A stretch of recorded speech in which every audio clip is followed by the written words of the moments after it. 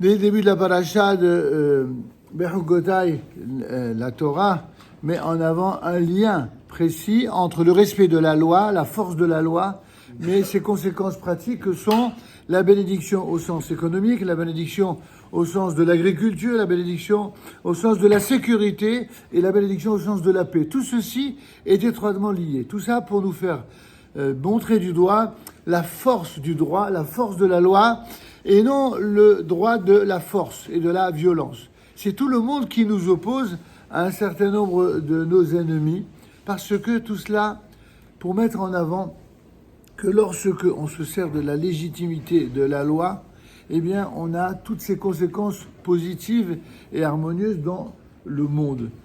Eh bien mes chers amis, je voudrais vous dire que ces choses évidentes que vous connaissez tous, elles ont une force considérable lorsqu'on prend connaissance de l'état d'esprit de nos ennemis.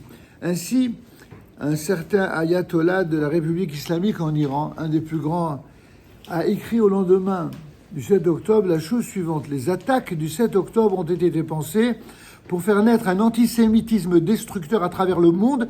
Plus le sang coulera et plus notre idéologie gagnera. Demain, nous pourrons nous servir de leurs manifestations de rue pour les détruire de l'intérieur. C'est exactement ce que nos Chachamim, d'une manière évidemment dans le bon sens, ont voulu mettre en lumière. Que lorsque certains remettent en cause la légitimité de la loi et la légitimité de tout ce qu'il y a de légitime dans une société, dans une nation, ils ne l'utilisent que dans un seul et unique but, c'est que de l'intérieur, de pouvoir faire l'autodestruction, de provoquer la destruction de l'univers dans lequel on évolue. Ceci est aussi bien vrai pour le cheval de Troie, c'était vrai pour la réalité de Gaza, et c'est tout aussi vrai malheureusement pour les villes européennes qui demain paieront le prix d'avoir soutenu les ennemis d'Israël. Il faut bien comprendre que c'est le droit, non pas simplement le droit international dont d'aucuns se prévalent, mais le droit naturel de la justice et de la vérité. C'est pourquoi, évidemment, pour nous, le droit de la Torah, de ce point de vue-là, a une légitimité infiniment plus grande. Et non pas que l'un soit en opposition avec l'autre, puisque la spécialité des maîtres à penser ou à ne pas penser de notre génération, c'est d'opposer les genres.